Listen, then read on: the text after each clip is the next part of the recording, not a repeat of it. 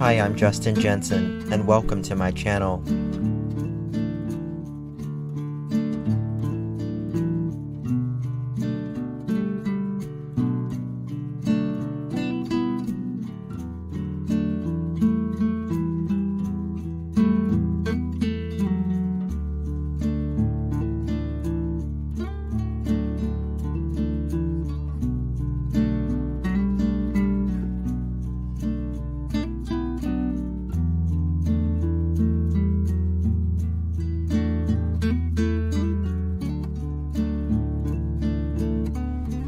It's not the critic who counts, not the man who points out how the strong man stumbles, or where the doer of deeds could have done them better.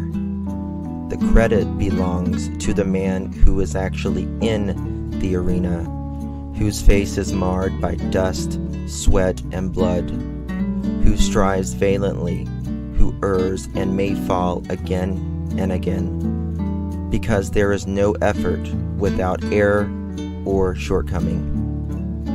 Teddy Roosevelt.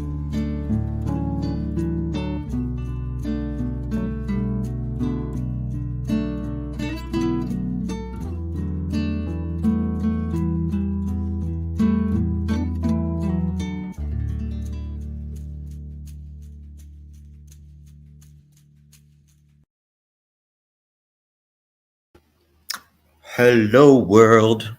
How's everyone doing today? I hope you're doing good. Today is December 5th, 2022, 11:27 on the East Coast of the good old USA. Thank you all so much for joining me. I appreciate it. Got a show for you today. We're going to be talking back to Idaho with the four that was slain at the college students, and every day that goes by is a day that the town can't rest, the families certainly can't rest and just grieve. Can you imagine?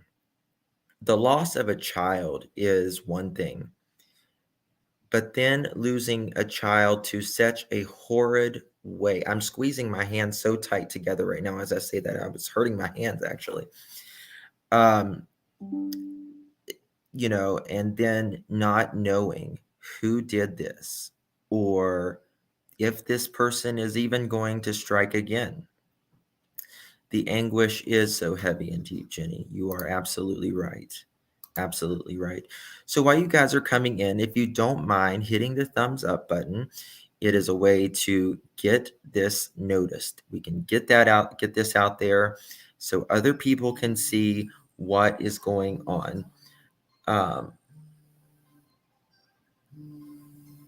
Sorry, I got a call. And so yes, anyway, so we're going to be talking about that today. Press a 1 in chat if you watched Brian Enton's great interview with News Nation last night. Put a 1 in chat.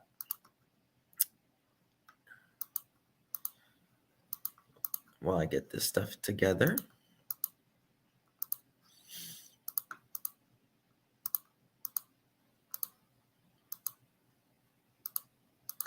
Put a 2 if you didn't. Okay, so pretty much everybody. It was a good interview. It was a very good interview. So, last night I was thinking about, just you try to put yourself in the same mind frame as what would motivate this killer. Guys, hold on. I'm sorry. 1 second.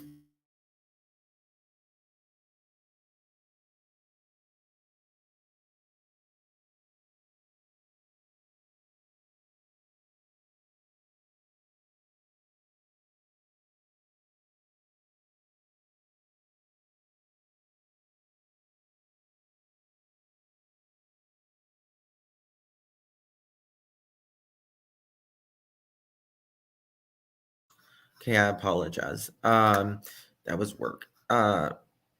So what was I talking about? So maybe a couple didn't see it, but it was a great interview last night. But again, I was thinking about, turn this thing off. Sorry. About, putting yourself in the mind of that killer. And the Kaylee, she I'm trying to pull it up and it's not pulling up. So she had just bought a Range Rover.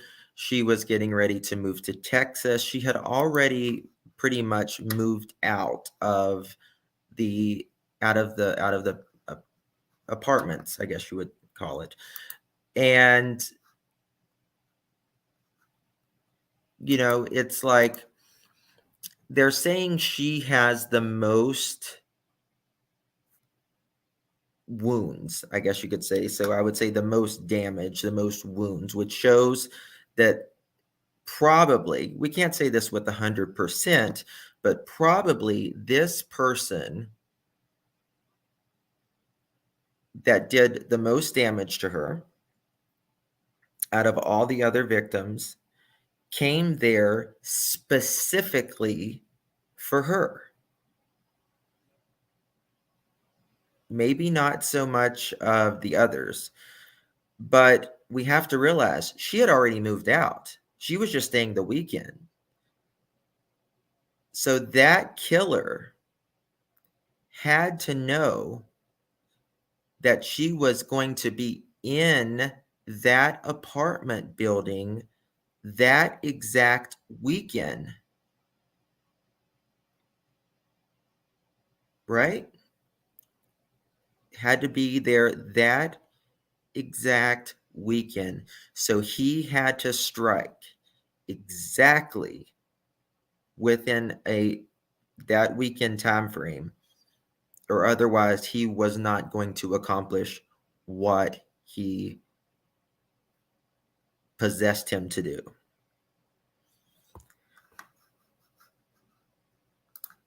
Thank you. No Chains No More. New article out. Dad hiring PI. He's on to hood. He's on to hood guy. What's that mean? Hood guy. Oh, the food truck guy. We're going to talk about him. Wonder if they thought she was Maddie. It was dark. I don't think so. In my opinion, I don't think so. I think it was, I think that he knew what he came there to do. So she was only there for the weekend, and the killer knew he had this little amount of time, and she was moving on with her life, and she was going to become a lawyer, I think it was, in Texas. So, and it could be someone that Kaylee maybe had been romantically with, maybe was jealous, but they didn't want her to move on without him, whoever him is. I feel like there was some type of jealousy. There was some type of rage. Now, I'm going to show you, we have to put our minds like the killer. Whenever someone does something like this, a crime of passion, a crime of rage, there is a enormous amount of energy. The adrenaline that is pumping through your body is almost non-human, these killers say, when they are specifically stabbing someone. They Oh, thank you, Camille. Thank you so much. Supporting Justin's community is a class act. You're a class act, honey. Thank you so much. Love you. And there's so much rage built up of anger for this person. And to shoot someone is one thing. And guys, let me tell you something. And mods, please put this in chat. This is going to be a very candid conversation we're going to have here. And this may not be suitable for everybody. Things that we're going to talk about, things that we're going to show, and all of that. So just be prepared. Mods, please load it up on the trigger warnings. So when a person is wanting to stab someone, they want to feel it. They want to literally feel the punctures. It is probably the worst kind of murder that you can think of because it's so sick. You know, when you shoot someone, you're not touching them, right? But it is, they want to feel the, like, even, it's just the way it is. I mean, I have, when I've worked at the funeral home and stuff, I have seen people that look like a pincushion, really. Hey, general awareness, good to see you. And they just can't get enough of it. And it was definitely a crime of passion. And for them to, sometimes you go there, they go there to do a job for one person and one person only. But then there is other people in the way. So they have to get rid of them too.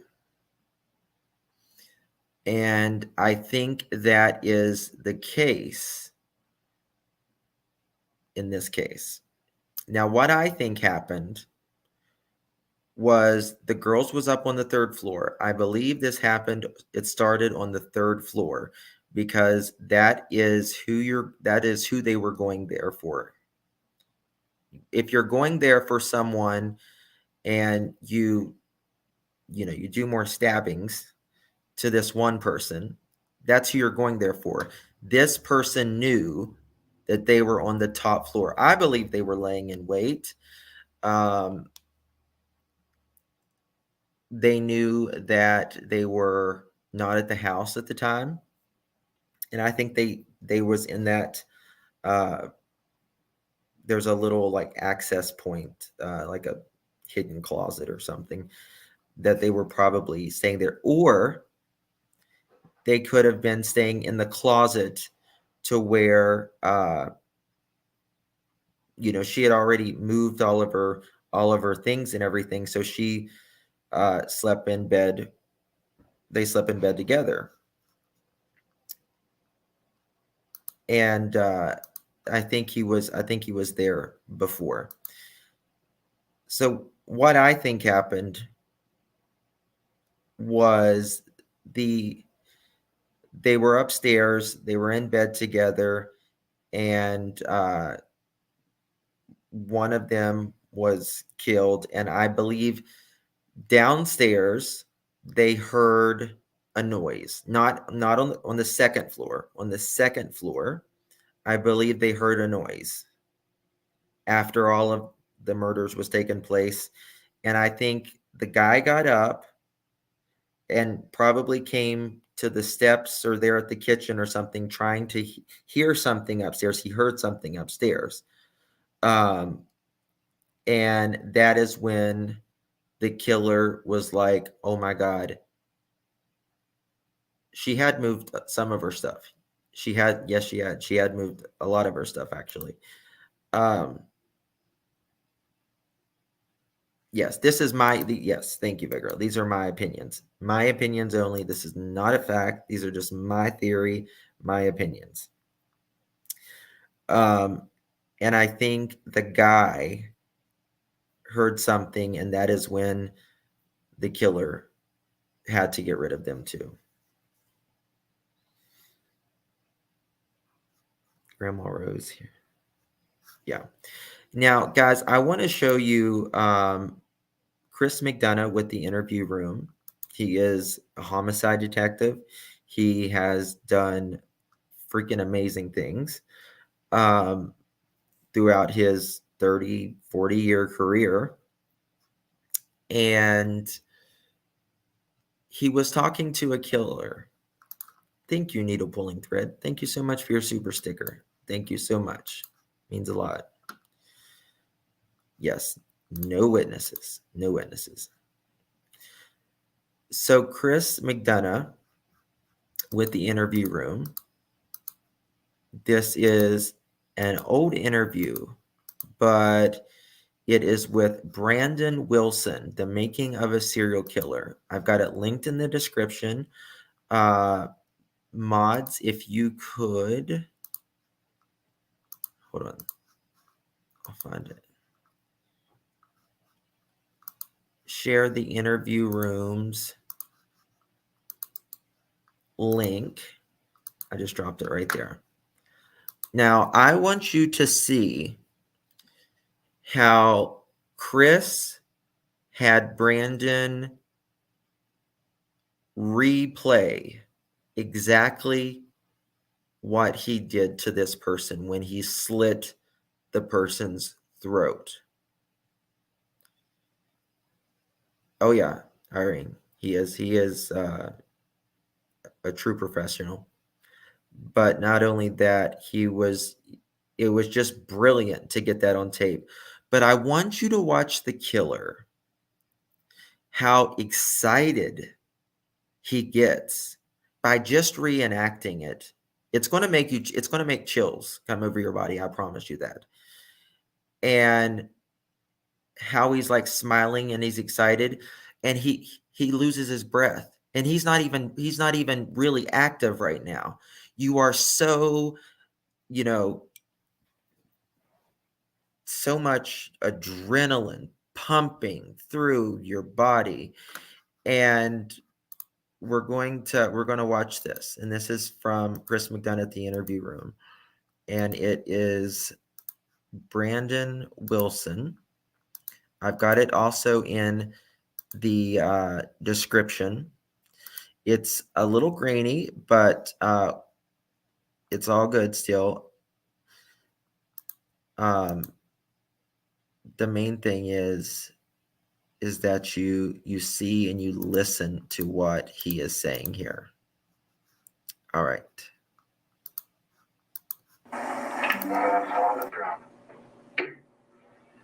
I stabbed him one last time. Here. In the back. Trigger warning on top of a trigger warning. Yes, we can see you, Jaguars. Yes. And somebody stand up. Go ahead. Please. I stand up. Well, he's there. And I'm like, and when I've been thinking about this, I was thinking that I wanted to take something from him, that I wanted to drink his blood or something. But I don't really think about doing it with this one. So you wanted something from him, okay? So how many times did you stab him where did you stab him? In the back. Yeah, where? Just once. Okay, where though? Right, like right here. Okay. Okay.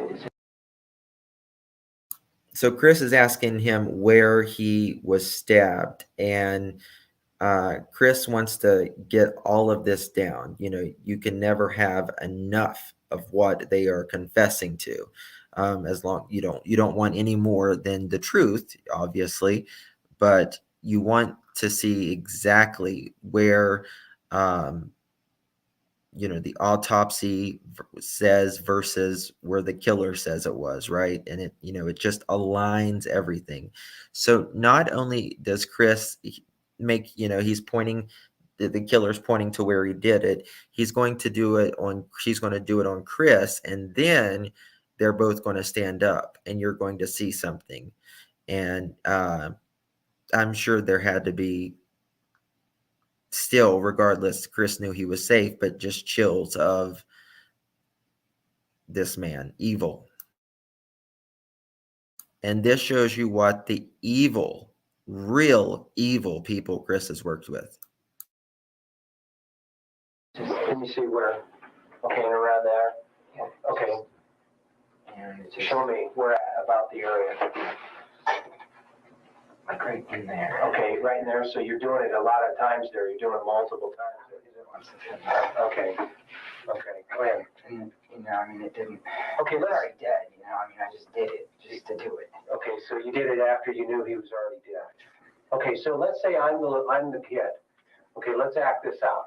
Okay, are you with me on that? Okay. Let's say I'm here, and Tom, why don't you move over there for a second? Okay, Brandon, come on over here and show me. Okay, now be gentle with me now, okay? Okay, I'm the kid. What am I doing? Watch this guy. Watch this killer. Watch him. See the smile on his face right now? He finds glory in this. He finds glory in rehashing his story, because that is what serial killers and stuff do. That's why they always take something with them, is for a memory. They have to have that memory, because, once is not enough. They have to rehearse this in their head. And he is finding glory. And I want you to notice his breathing so we can compare it to the Idaho killer, because this is kind of what this man in Idaho, the killer, would have been going through.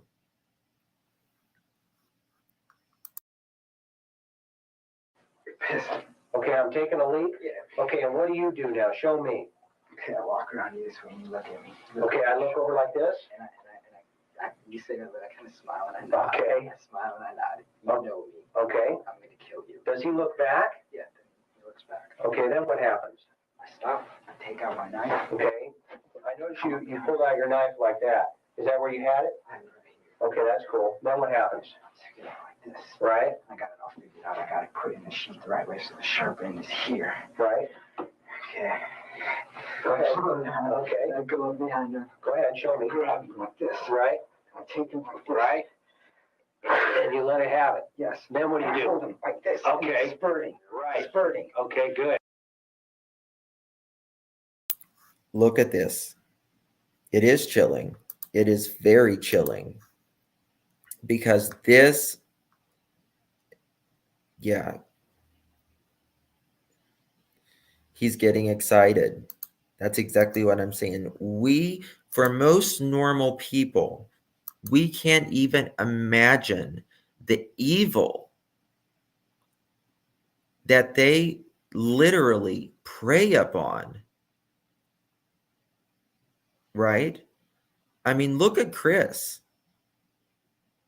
right now, what he is doing to get the story. And this is exactly what the killer did. And he's very excited. I want you to listen to his breathing. Chris is very brave. But we need to see this, because this is what this killer did in Idaho to these children.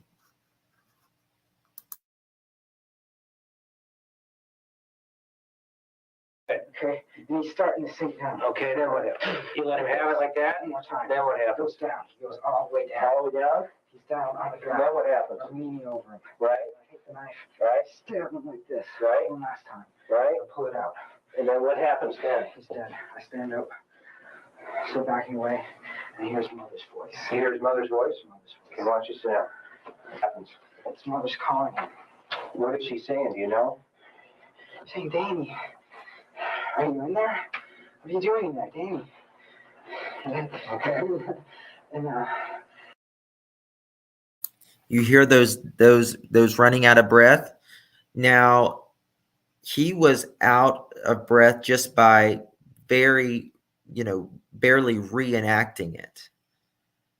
Not even actually doing it, and he's out of breath.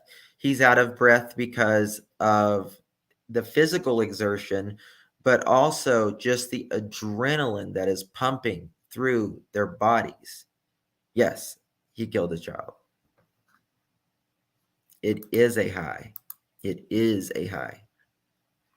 Yes, and look at the smile. Yes. So for someone to do 4 people, it's unimaginable. Now just listen to his breath and listen to his or look at his smile and listen to him. It's very over the top.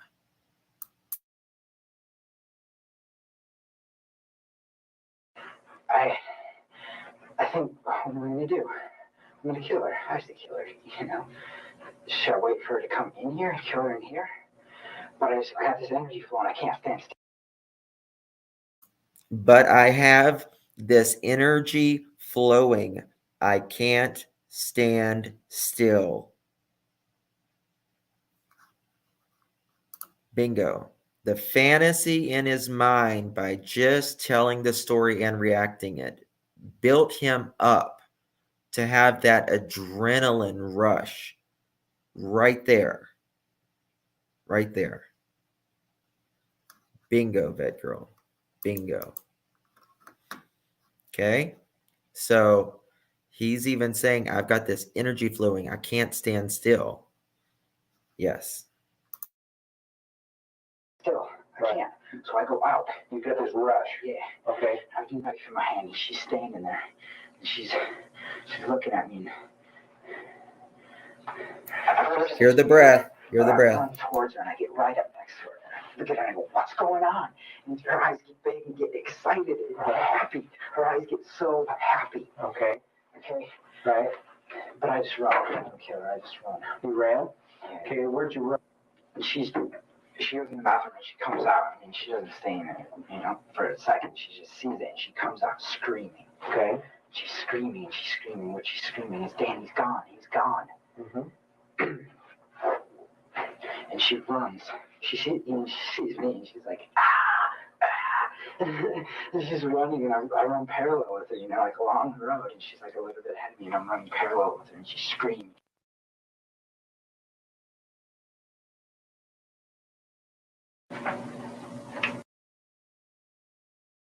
So that is that.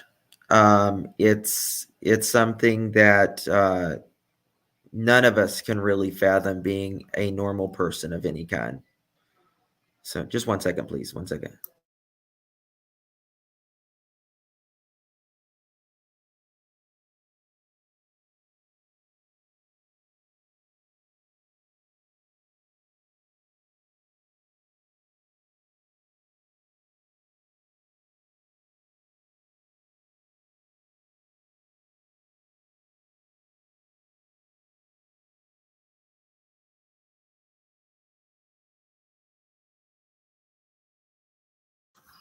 So that is something that, I mean, a real demon. And just note, and he is saying that adrenaline is in him.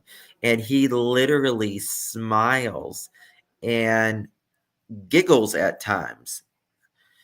So from this, okay. So this is something that I believe you have to have so much adrenaline in you to do one murder, let alone 4.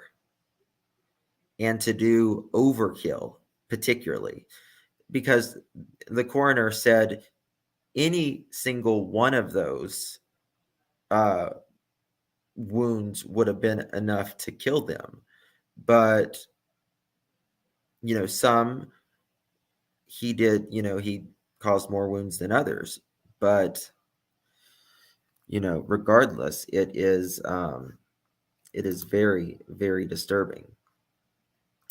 Now I want to talk to you about some very interesting posts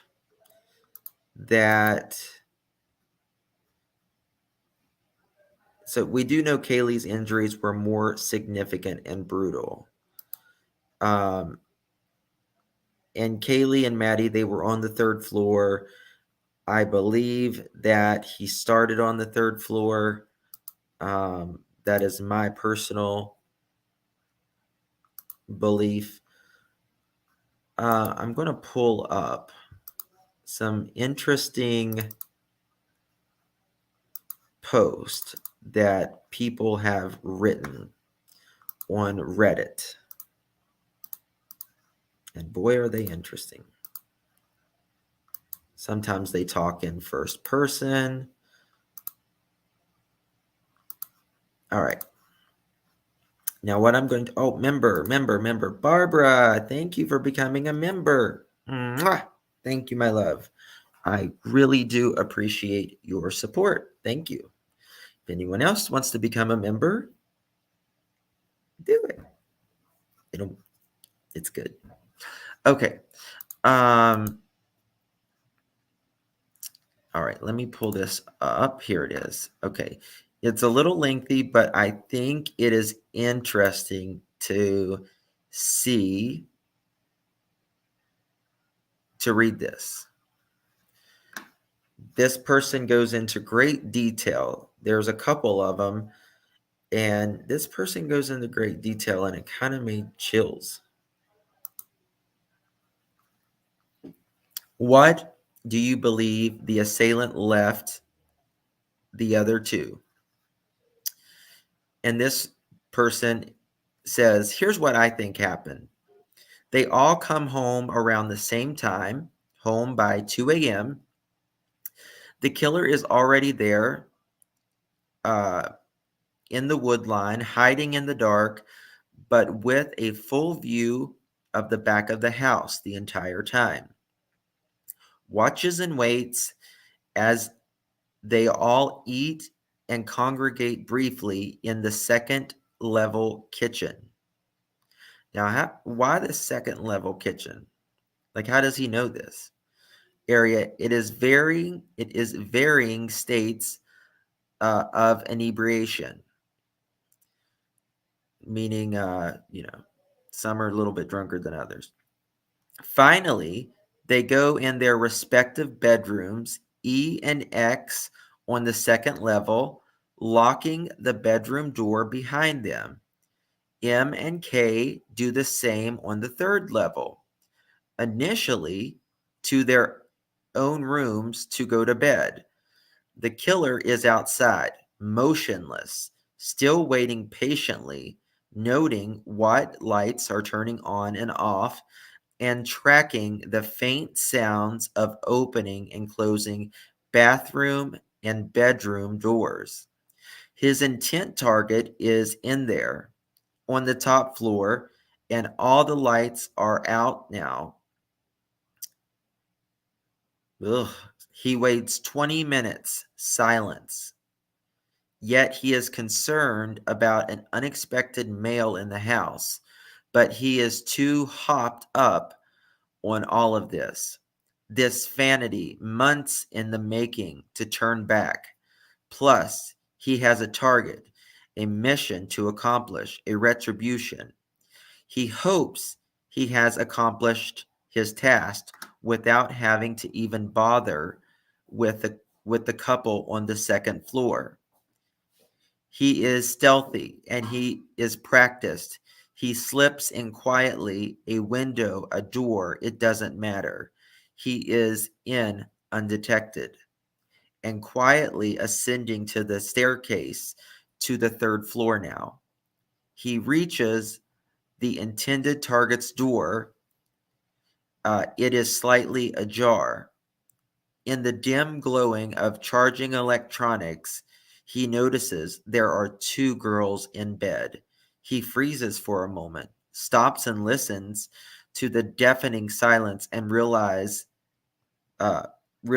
in his target is sleeping hard now, and so is her bedmate. He hovers over the target and unleashes his carnage, a barrage quickly uh, incapacitating her. The girl lying next to her is awake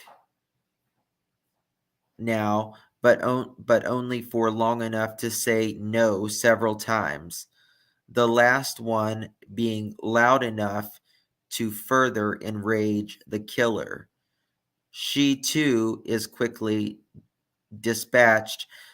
He had practiced this for thousands of times in his mind.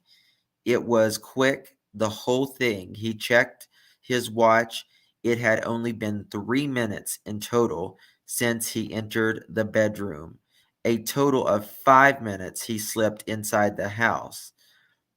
The killers quickly look around and pause to listen. No sound downstairs, but his heart is pounding so loudly in his ears he doesn't. Sorry, it's hard for me to read this. He doesn't hear the hushed voices and quiet shuffling coming from the second bedroom as he begins his descent.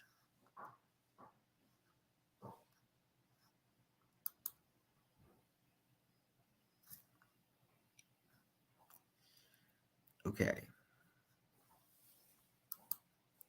Now, let me find the other one.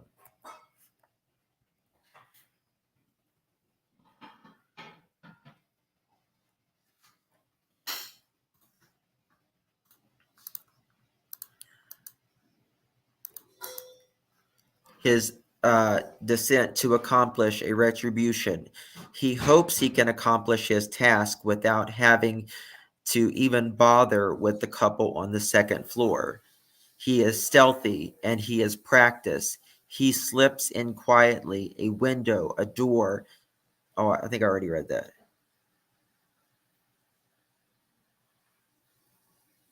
No sound downstairs, but his head is okay. Right.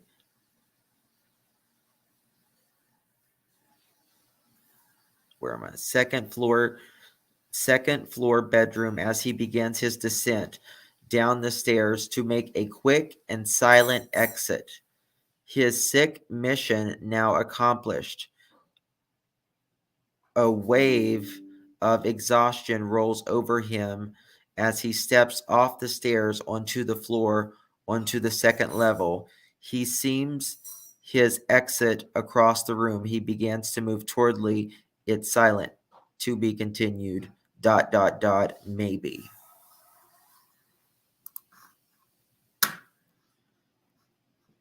Who wrote this? I have no idea.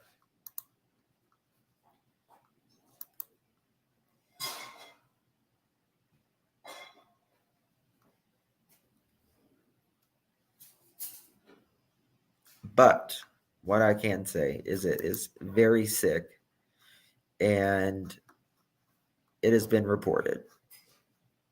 Yes. Now, what we're going to do, I'm going to show you guys another one. Let me find it.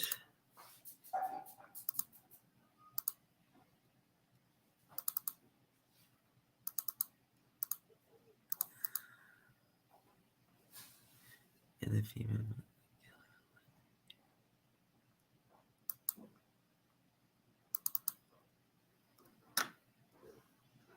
Here it is. Trigger warning. Such detail. I mean, if that's not a killer, he needs to write fiction books. It's so weird.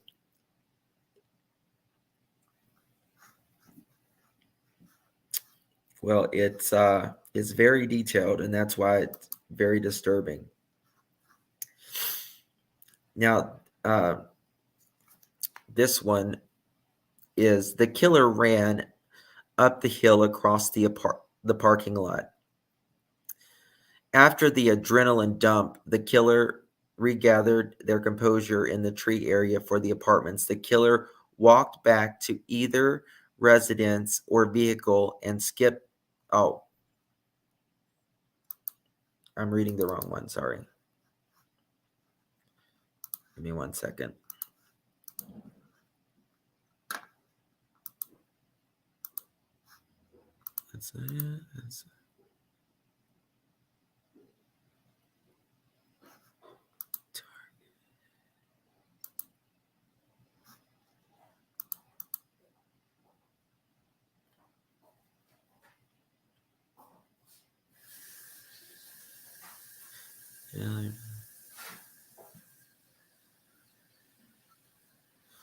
Okay. I think this is the first one. Okay. I believe the killer proceeded to watch the victims complete their walk and enter their home. The killer likely returned to their residence or vehicle to further deliberating going through with this act. The killer does not feel immense remorse because he is able to justify their irrationally because of the lack of intimacy of relationships with the victim. At about 3 a.m., the killer would then proceed to walk to the victim's house. The killer stood in the street line adjacent to the back parking lot and did not see any light on. The killer then proceeded to go on the front of the home with gloves. The killer likely tried several points of entry to see how they would get in the home. The sliding glass doors located on the second level was left unlocked and provided access. The killer was able to navigate through the home and find bed 2B. It is likely the dog alerted to the intruder and caused the male victim to get up to either investigate the cause for the dog barking or to take the dog out. While inside the home, the killer heard the dog and the male victims wake up and motion toward the door. The killer hid in the stairs of the third floor while the male victim put the dog outside and closed the sliding glass doors and returned to the room. The dog was likely barking outside, and the male was attempting to get up and let the victim. 1 second. 1 second. Where was I? Let the victim get up to either investigate the cause for the dog barking or to take the dog out. While inside the home, the killer heard the dog and the male victim wake up and motion toward the door. The killer hid in the upstairs of the third floor while the male victim put the dog outside and closed the sliding glass doors and returned to the room. The dog was likely barking outside, and the male was attempting to get up and let the dog in when the killer launched his attack on the male victim. The male was ultimately overcome despite trying to react to the surprise attack. Guys, 1 second, please. I need to.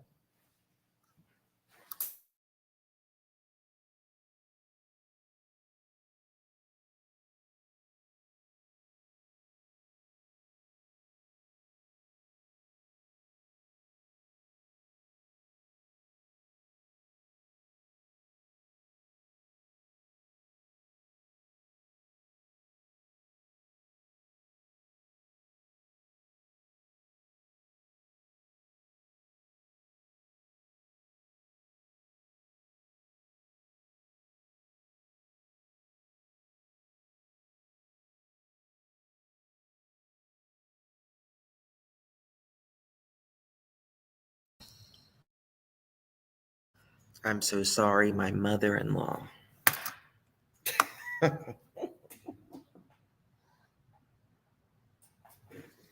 She likes to make a lot of noise.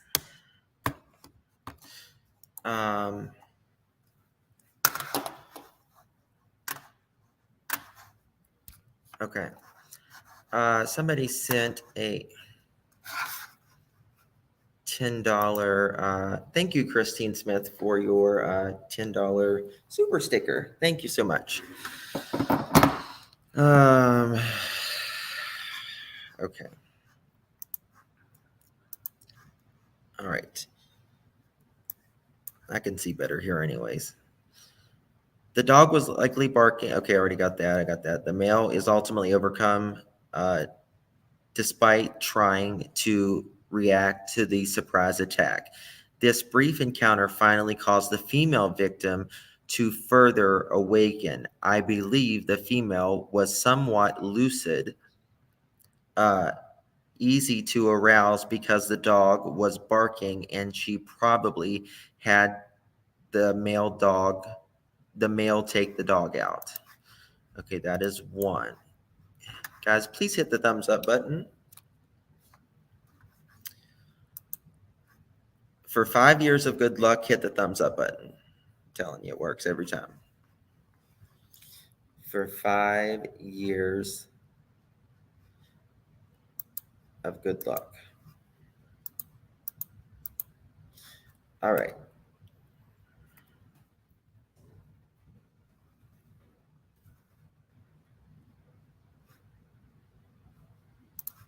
I'm muted. Can you not hear me?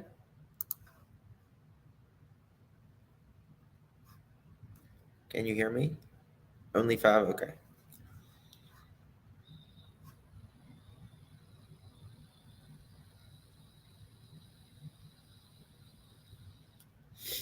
Okay. Where's ICU? Hold on. I see you. You are muted, not me.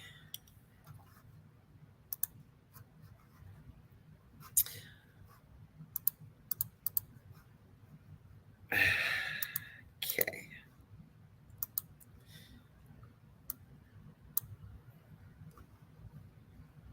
The dog came inside and was unharmed after the killer left. The doors might have been locked on the second floor room after the killer finished the first set of murders occurred.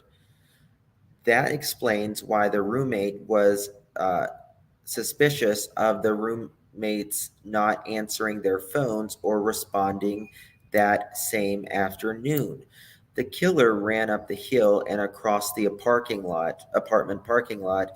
After the adrenaline dump, the killer regathered their composure in the tree area of the apartment. The killer walked back to either their residence or vehicle and skipped town, likely north towards whatever that place is called, or Sandpoint, Idaho.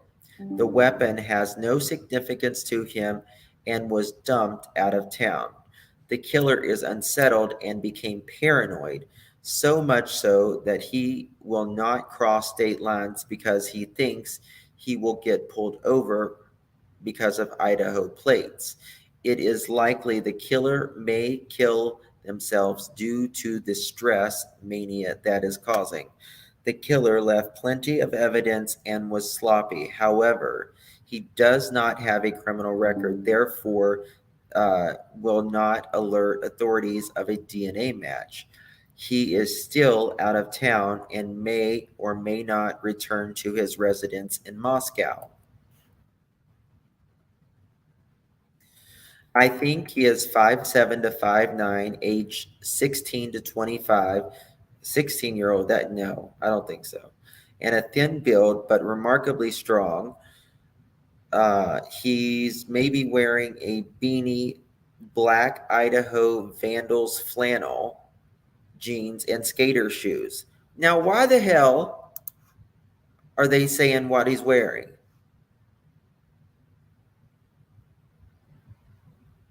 That's what I want to know.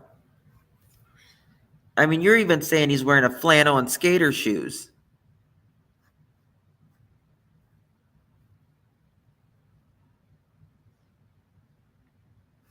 You say it like Coeur d'Alene?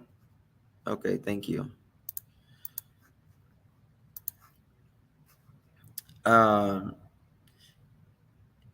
Black Idaho Vandals, flannel, jeans, and skater shoes. This case may go cold because the individual is largely unassuming. Am I crazy for this? Question, LOL, question mark. I just want to see justice served for those involved.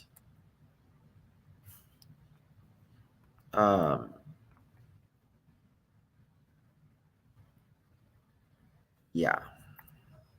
So, this is a photo. Skater shoes. Black Idaho flannel. I guess it's a thing.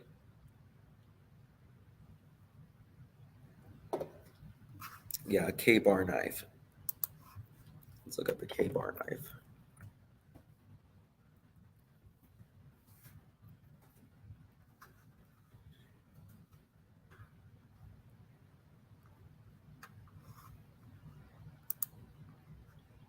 Here's a K. Oh. Show you a K-bar knife.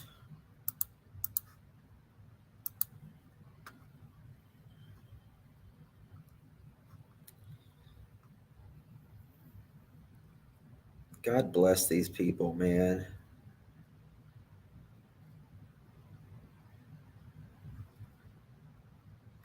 See, the K-bar knives, like, it's a solid blade all the way. You know, it doesn't have a flimsy wooden handle.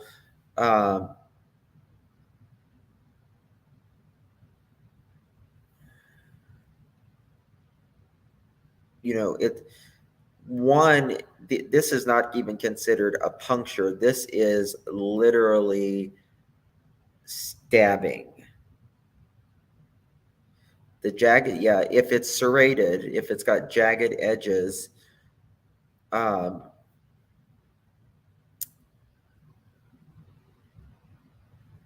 you know, it'll do a lot more damage.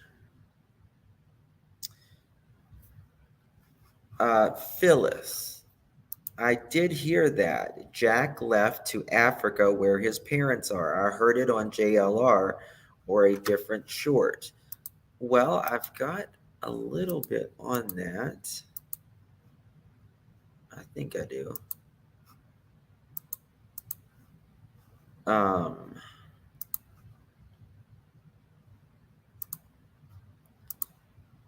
me see if I can find it.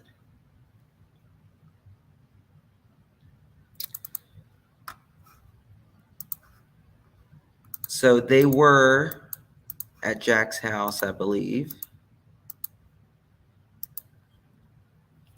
So they searched JS food truck guy apartment building he lives in with luminol. Can anyone confirm rumors he left the country with his family, Africa? And this is them checking for luminol. Yes.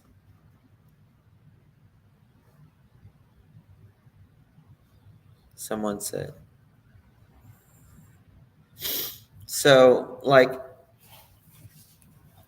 you know, to me, it's a little suspicious that, you know, you went out and you went to Africa, you know, another continent away. But also, I can see all of the harassment and everything. Yes, Jack is supposed to be in Africa. Watch the video of dad, brother, and sister. Very interesting body language of the brother. Glory, of whose? Jack's? Or who? The murderer does hunt. I feel that. Don't know for sure. Hello, Leonard. Mom, Xana, mom passed away. I think Kaylee's dad knows that's why Jack wasn't allowed to speak at service the other day. Live. I think the dad had spoken with police just before service. Interesting.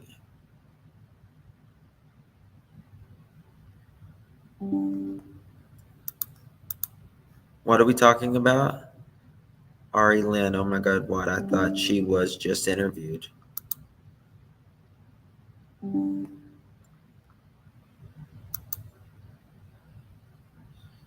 Xana's dad passed away.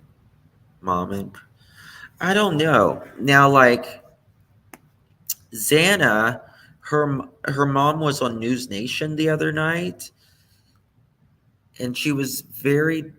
I'm pretty sure it was Xana's mom, and like she didn't know what kind of car she drove or anything, which I found that odd. I mean, I was like, you, doesn't most people know what kind of car their kid drives? I'm not trying to be critical or anything, but I just thought there were some things I thought she would probably know that, she didn't. Um, okay. So, day before yesterday, FBI or marshals, I don't know who it was, they went back to the house, got more evidence, and I believe that they were getting specific evidence to compare them with maybe something in someone's house. Because usually you collect pretty much all the evidence the day that you start processing the crime scene. But sometimes once you go to a person's house, you might find a fiber out of place, or some carpet, a blanket, a dog hair, something, and you'll go back to the other house. Like there could be a fiber from the bed where he was stabbing, that's on him somewhere, and it falls in his car, it falls in his house or something, and they find that fiber or fibers. They collect those, and then they'll go back to this house and they'll look around and see if something that the fibers could match with. And I feel like they were comparing something here, in my opinion. Just my opinion, though.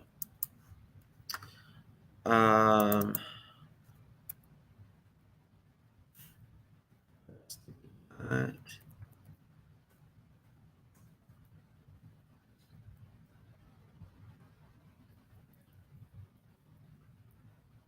So here's some more photos of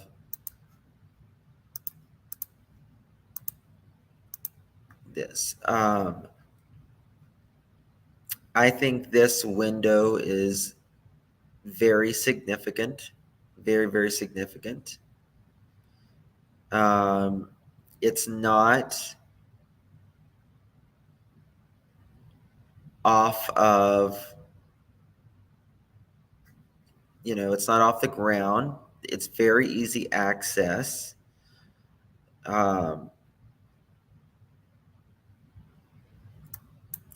Oops, what am I doing? Oh, sorry. Thank you, Nikita. Thank you, thank you, thank you. Just clicked out of it.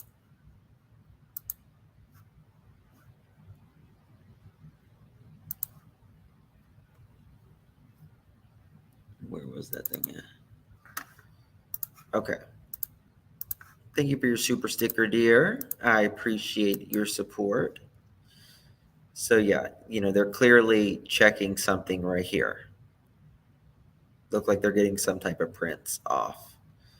And if we zoom in to the house, there's some bar stools here, and then there's, it just looks like an average place, right? They've got some like orange juice, some gallon jug here, and Truly stuff, just average, but so much evil took place here just hours before this person left. This was a photo of inside the house. This is when the photos first started coming out, before a lot of people started like taking them down, or they got taken down. And here it's right at the kitchen. This little flower thing was obviously turned over. This is some type of milkshake or something. And look, lipstick right on the very top. I don't know if y'all can see that. So you can tell that's one of the girls. She still got her lipstick on it. Bless her heart. And then we got Xana right here.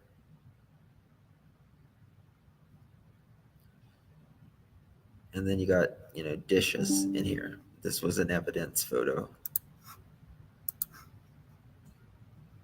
Yes, Xana is on the bag as well. Yeah. Now, who knows, what she took that night or whatever. All right, I want to show you guys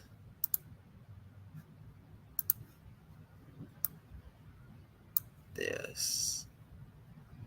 Maybe. Oh, in a commercial. Did you know that people everywhere are recommending 6-year commercial. Sorry. My doctor told me about GoodRx to help us save money on our meds. And my daughter told me about particular prescriptions. McDonald's does that also. That is a frappe. Does what? Help me save on my kids' allergy pills. Americans everywhere are sharing the savings. Dropping off. Yes, 4,000 pics of evidence. Pictures. Thank you, Pamela.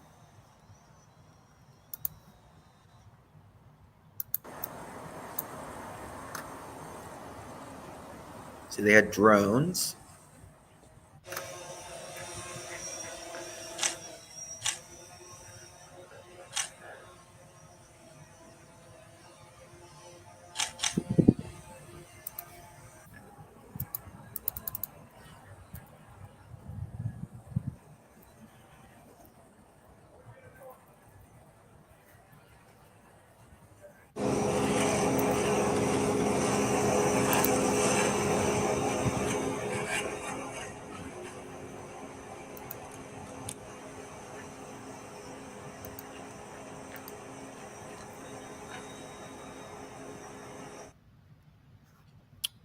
All right. It's my Fox News.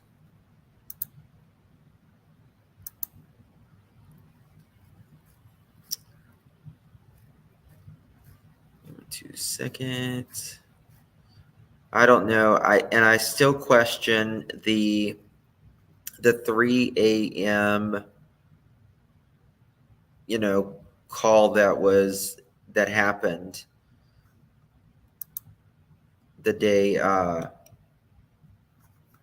like at 3 a.m. close to the time they were getting murdered. Oh, good Lord. I got to show you guys something.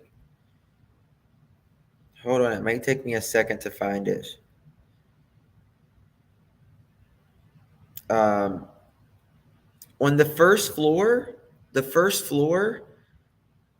where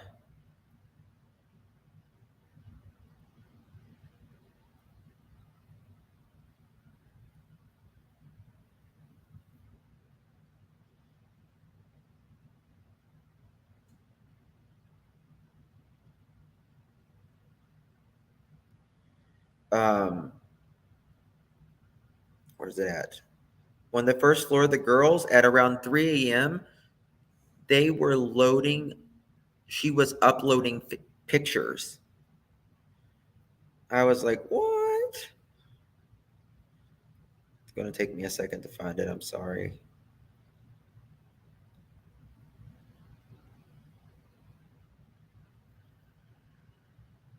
Yes, here it is. Okay.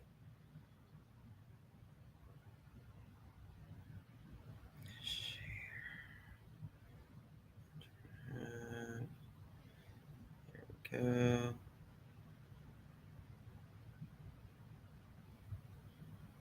Share. Drive.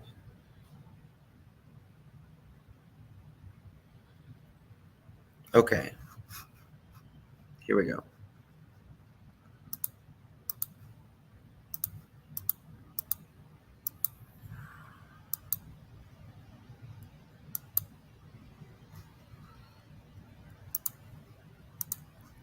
All right.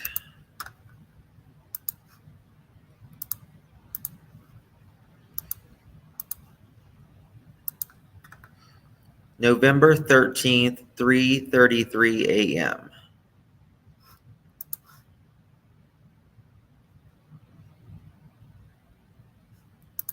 Yep.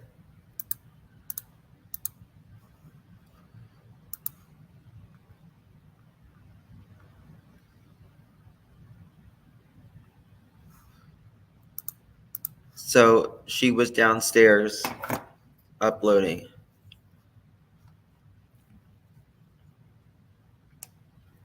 Have what was the two girls that was downstairs that weren't killed? I can't remember their names. The two girls downstairs. I'm really bad with names. Kaylee was supposed to have texted or called to say, Jack, come back. It was like 7 calls. We share a dog. So was he there earlier that night and they had a tiff and he got mad? Now,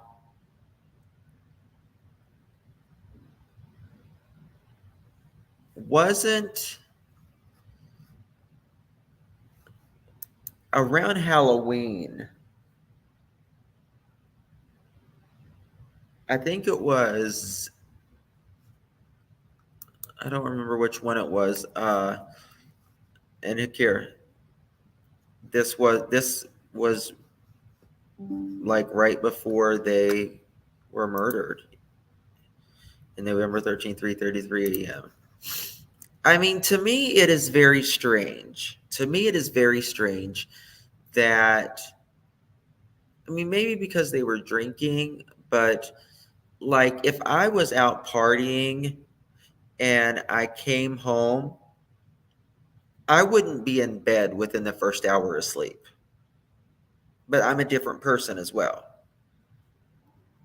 Right? The two surviving roommates were Dylan and Bethany. Okay, Dylan and Bethany. So it had to be Bethany.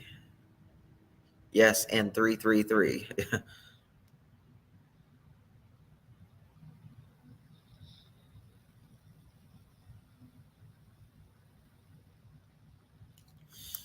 You would immediately hit the bed. I might lay in bed, but I'm not going to go to bed like go to sleep. And I mean, maybe if I was really, yeah, 3:33 is supposed to be like a weird time, like people wake up or something. Yeah, same Liz.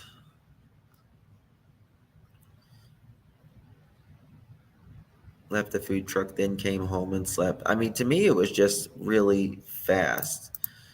Justin, there are a lot of 1, 2, and 3 synchronaries with this and others. Is that called the witching hour? Is that what it's called? Ritual time. Yeah. That's what I was saying. They were drinking, so that may have changed it a little bit. Justin, the time is allegedly wrong here. For what I've heard from several people, the time listed here were based off time zone and the person who took the screenshots. I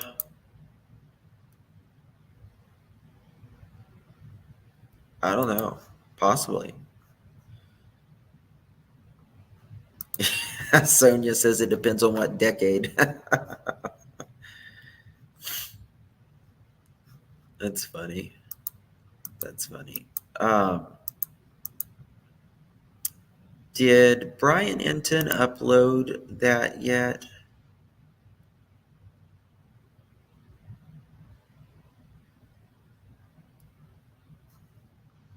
I'm trying to see if he uploaded it yet.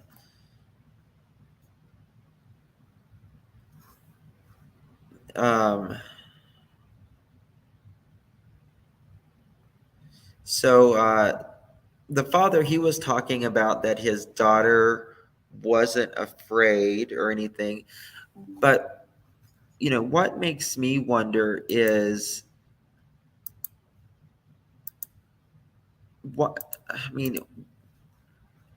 why did the girl, like, I know she was moving out and everything, but like, was there a need for her to feel like she needed to move out? Hello? Hello, Justin. Hello? Hi, this is Regina. Hey, Regina. I wanted to call and hi, how are you? Good. How are you? I'm good.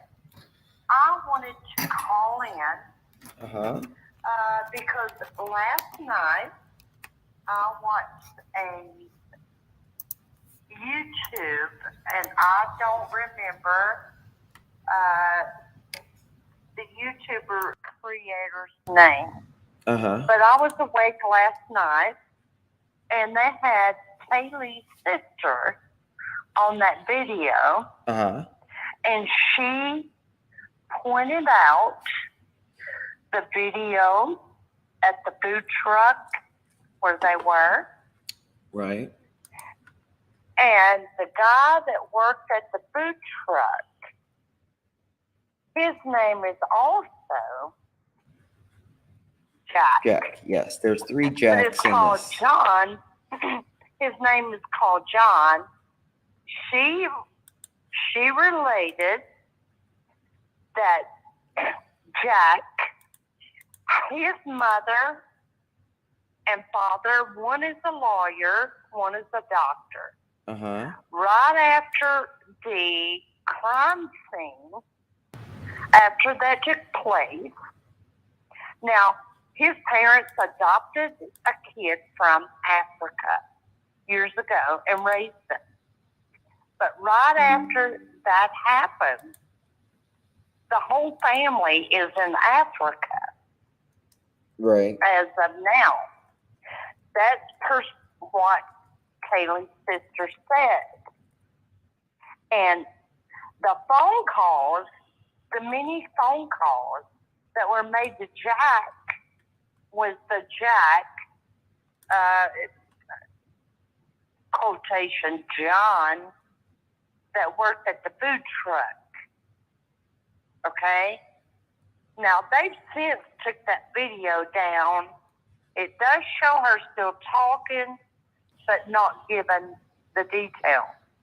Now, I caught this in the middle of the night. And the parents, they are all in Africa. Right. The Jack guy.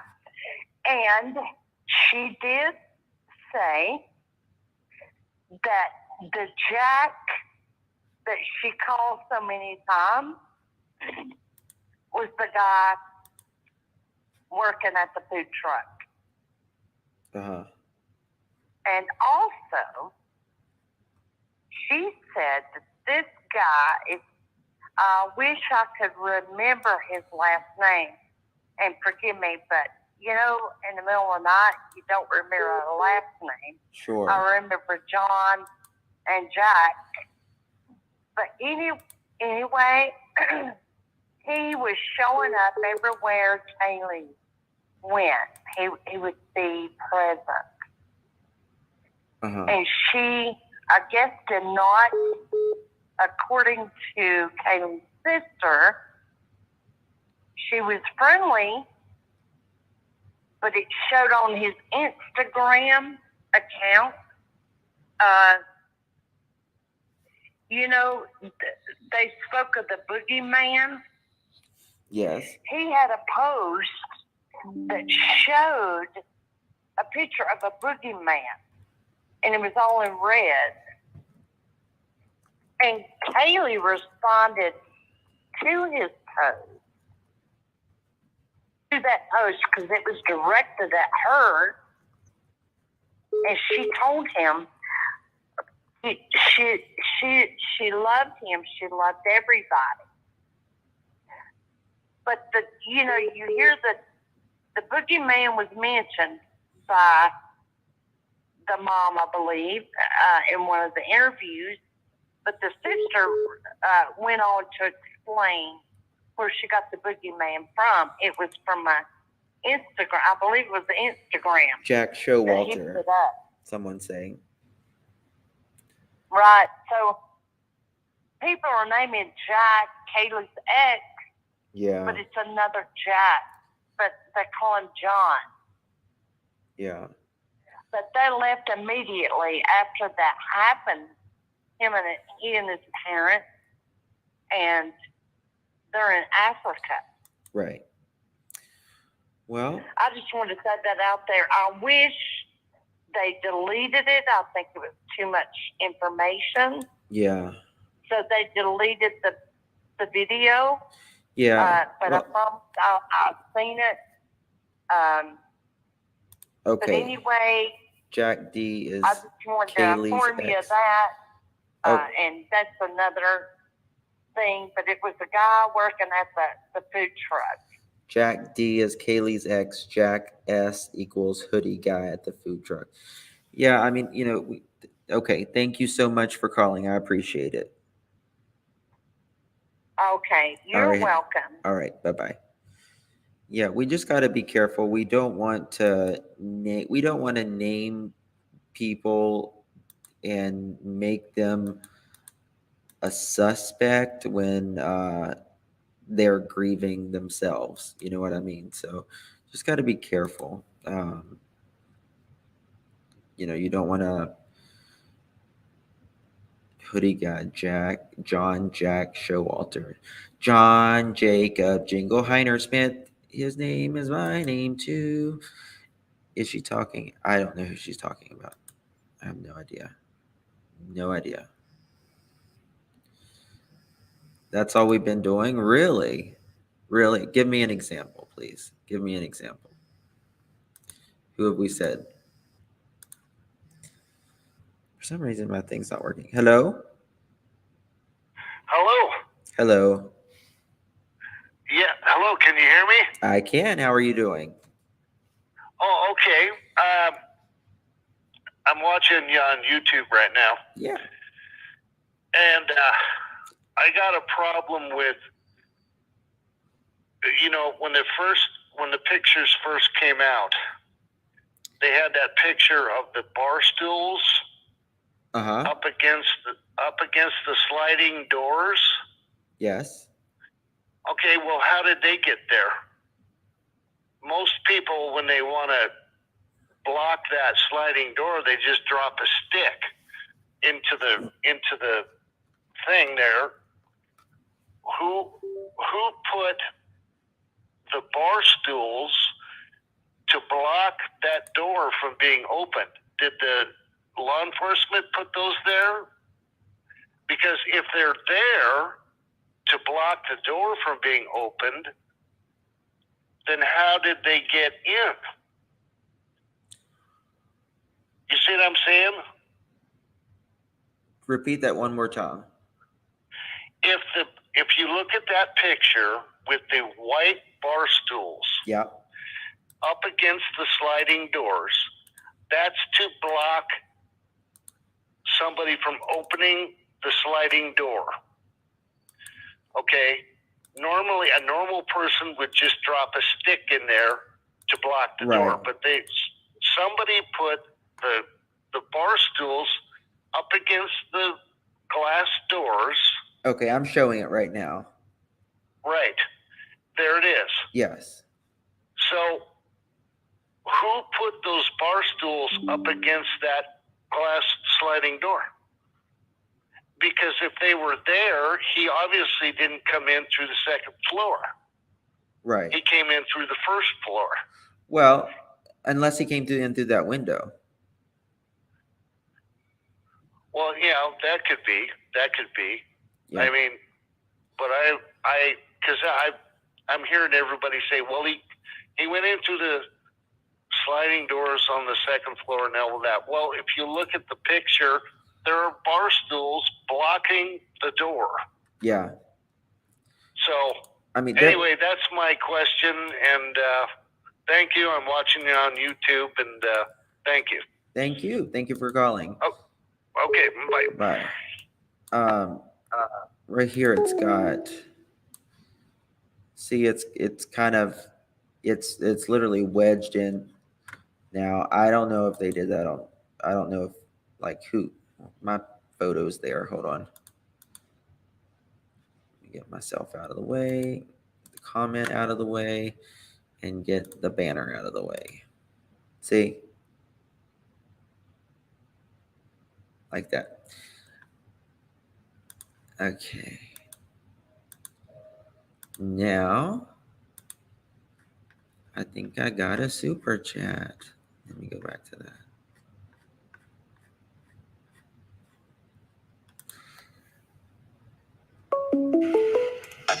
Thank you, Annabella. I think we got a super chat. I think we got a super chat. Alabama.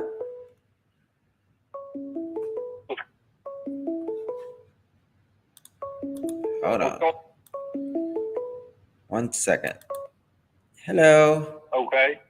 Go ahead. How you doing? Good. How are you doing? I'm great. This is Mr. T. Hello. You ever heard of me? Mr. T. Of course I've heard of you. How are you doing? Doing great. Fantastic. I want to know if you consider yourself a tragedy pimp. Absolutely. 5 days a week. 5 out of 7 days. So. Thank you. All right. Perfect. Uh-oh. Another roach died. Here we go. Super chat. Where'd my thing go? Lower. Mr. T from Alabama.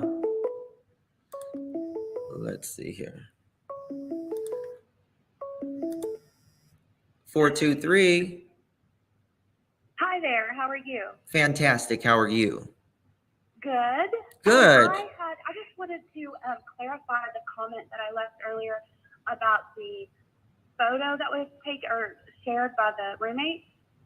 Yes. Okay. So it was like discussed yesterday in another show, and there was a lot of confusion about it.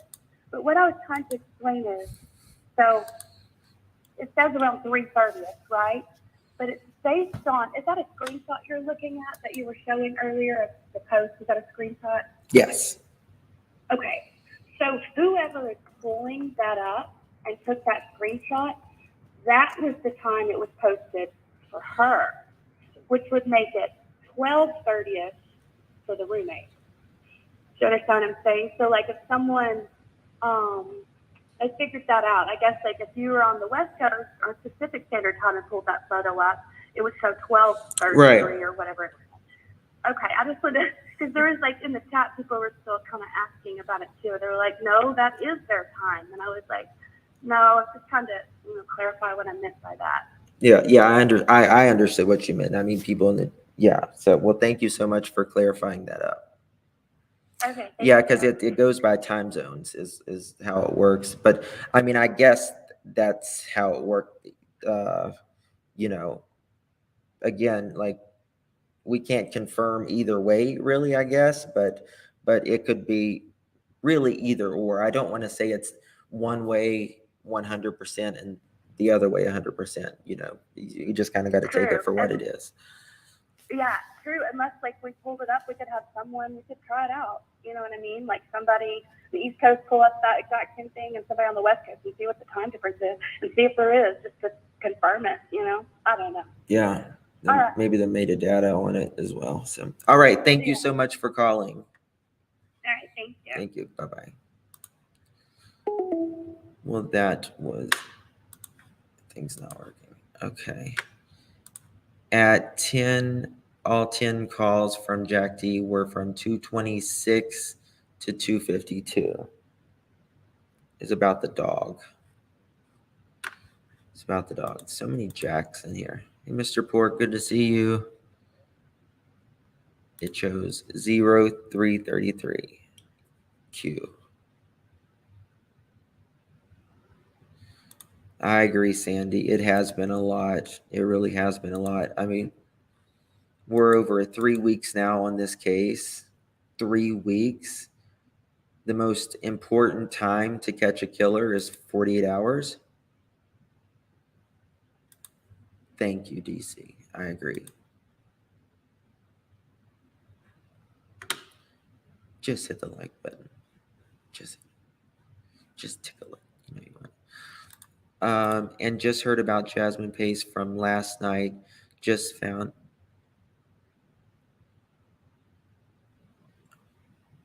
I haven't heard of Jasmine Pace. I hate to say that, but I haven't. Jasmine Pace. Oh.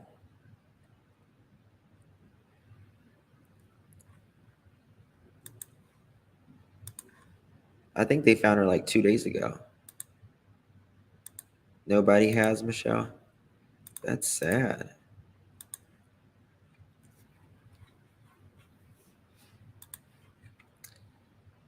Why does it do that? Missing woman Jasmine Pace found dead, boyfriend charged with murder. 22, missing from Tennessee, was found dead Thursday, a day after her college student boyfriend was charged with murder when blood evidence was found in his home.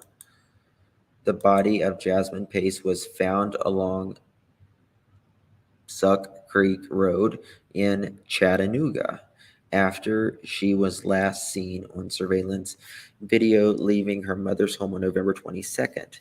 Police found Pace's remains a day after her boyfriend, University of Tennessee Chattanooga student Jason Chen, was charged with murder, according to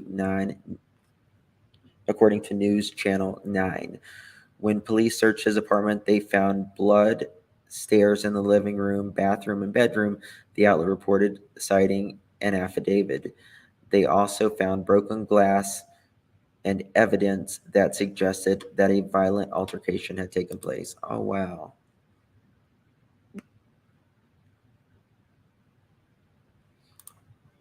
What's that, Kelly? I'm reading hoodie guy is in. That's what people are saying. I don't know. I mean, I really don't know if he is or not.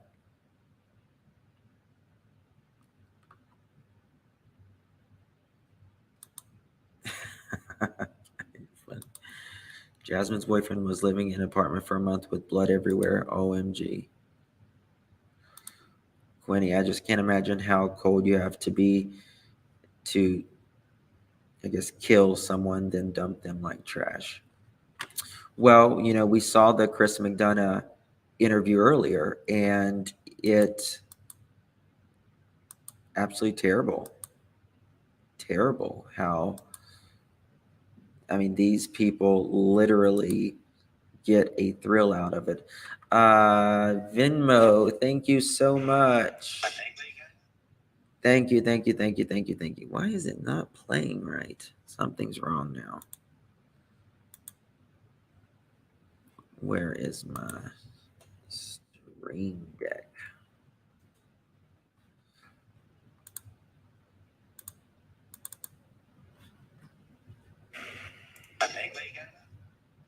Why is it going out? You can take that to the bank. Thank you. Who am I saying thank you to? Thank you, Sylvia, for your Cash App. Means a lot, my dear. If you are following the case. Okay, that's not the right one. I was trying to show the food truck. Thank you so much, Sylvia. I appreciate it. Someone sent. Okay. If you guys would pray for Connie, I got an email earlier that her husband, she's a longtime subscriber here, that her husband was diagnosed with colon cancer. So Jessica messaged me and said that Connie was going through a hard time. So if you guys would keep Connie and her husband in your prayers. I don't want to say her last name because I don't know if she uses it or not, but thank you, Michelle V. Thank you for reading about Jasmine Justin. I love your answer. Oh, thank you so much, sweetie. Thank you. I think we got a super chat. I think we got a super chat.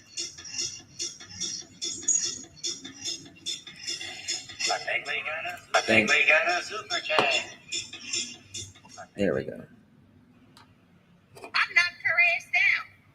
So if you come to the Dorset McDonald's and you see a lady named Charlene in there, tell her Carla sent you. And then you throat punch her in the cooter. I don't give a damn. God, Carla. I thought my mother-in-law was bad. Okay. All right. Let's see what else we got.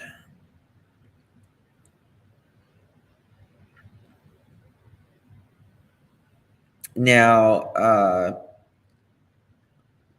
Ryan Augusta was the guy that lived in the apartment before. He was a healthcare worker, and he still lives in Idaho, but somewhere else in Idaho. That when he lived there, the first floor of the home,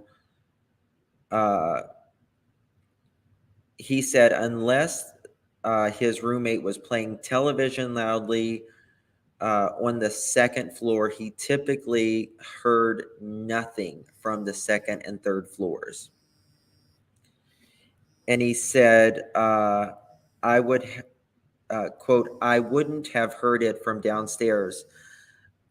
He said, whether he could hear activity coming from the second and third floors of the house when he lived on the first floor. In 2019, he says he lived at the house. The residents had code locks on each of the bedroom doors because each bedroom was rented individually, he said.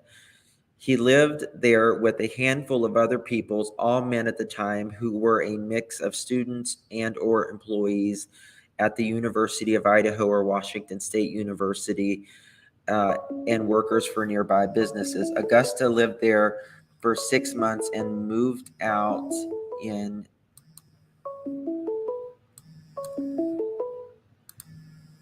Tennessee. Hello, Justin. Hello. Hello. I have a thought, and I'm not saying that this is what I believe to be true, but I was wondering, is it possible that either Maddie felt unsafe for some reason, and so Kaylee came to stay with her? Wondered that myself. To have someone there with her. Yeah. Or vice versa, that Kaylee felt unsafe and she wanted to be somewhere that she wasn't expected. Yes. Yeah. And I know that her vehicle was new, and most people probably wouldn't have recognized it sitting in the parking lot out front. it because I didn't know that she had it. So Right. that was just a thought that I had. I didn't have anything else to say besides that, but love you. Love you You too, know, my that's dear. my 10 cents.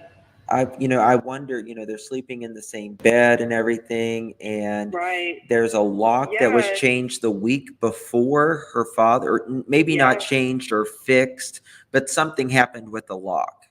Was that just Exactly. I want to regular? know more about that. Was I absolutely want to know more about that because what we don't know is like, was it?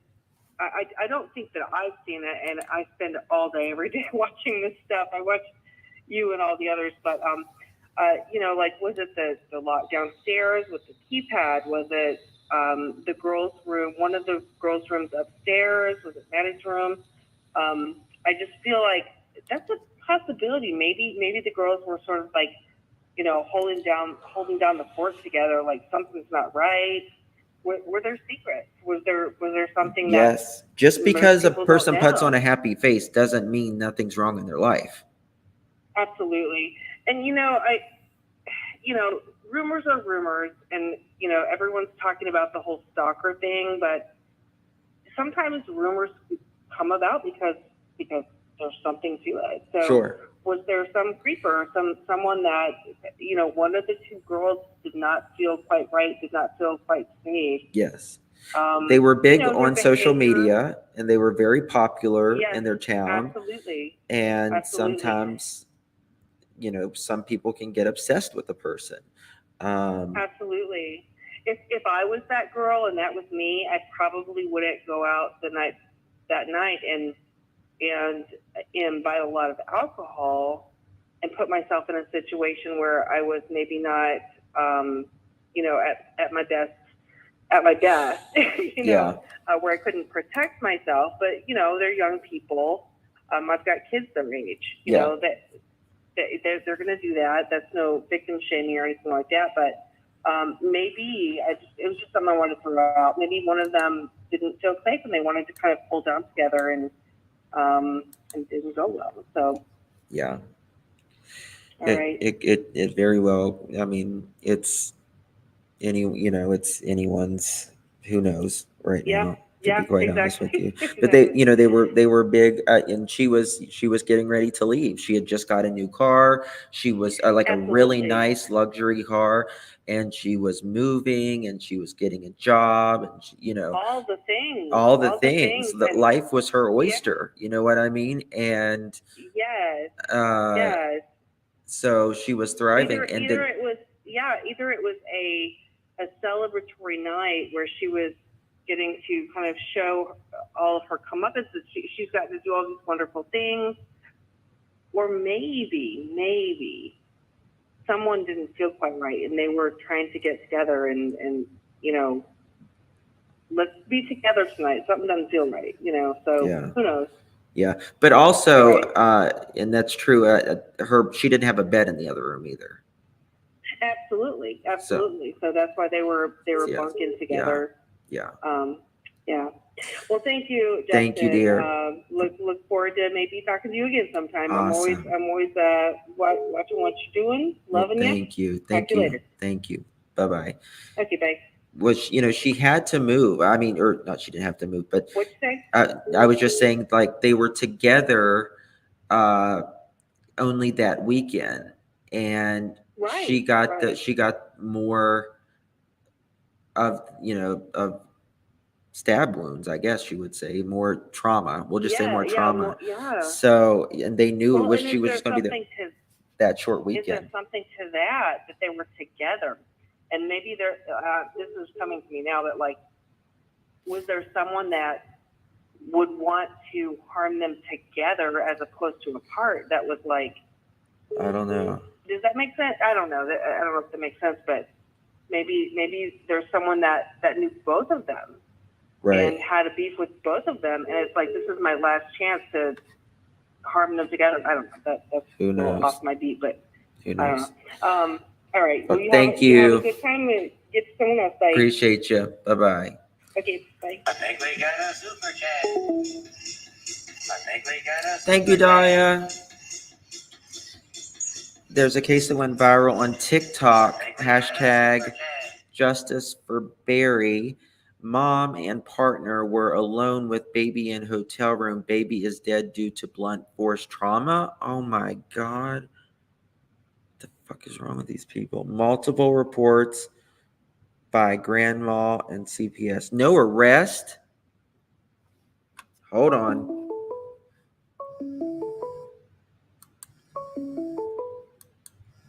Georgia. Hey, it's Kim. Hey, Kim. How are you? Fantastic. How are you? Good. Good. So I didn't want people to think that I was commenting something that's not true, but Dolly did go turn himself in. What are you talking about? Okay, so Dolly said on his Facebook, okay, guys, somehow fighting with this crazy lady. I missed the court date. There's a warrant for my arrest. I got court for protective orders this morning. Looks like I'm going to jail. See you when I get out. I will be in Chesapeake City Jail. Turtles still screaming at the haters. Okay, where was that at? It's on his Facebook. Okay. So I didn't want people to think I was spreading lies, but somebody made a comment, and I was just verifying what I saw. Okay. Okay, I don't know anything about it. Yeah. But, Thank you for calling, though. okay. All right. Bye-bye.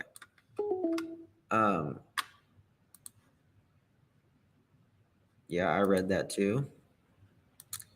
Well, that's his that's all him, boo. That's all him. Could dad and family be saying they trust ex-Jack? Could dad and family be saying that trust ex-Jack to be able to stay close and observe him?